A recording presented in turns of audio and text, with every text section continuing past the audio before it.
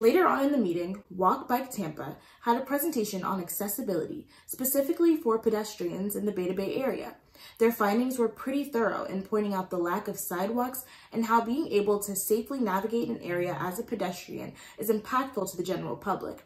They made specific points to note that lower income people, children, the elderly, and people with disabilities are more directly impacted by the sidewalk improvements they are proposing. This presentation was well received by members of City Council and brought to their attention that Tampa is #1 in the state for vehicle pedestrian deaths and injuries. Very dangerous. Walk Bike Tampa included in their presentation statistics on how areas that have a well-maintained sidewalk system in place have more economic stimulus and an increase in property value. It should be noted that the call to action was supported by the council, but the principal focus was South Tampa, specifically the Beta Bay to McDill area.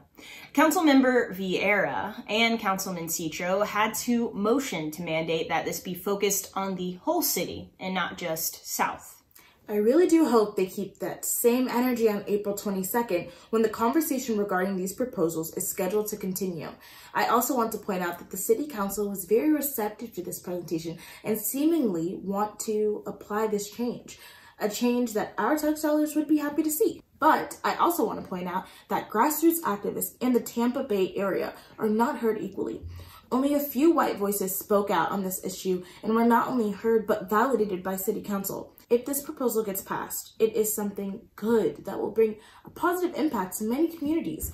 But why can't they be that receptive to other issues like defunding the police?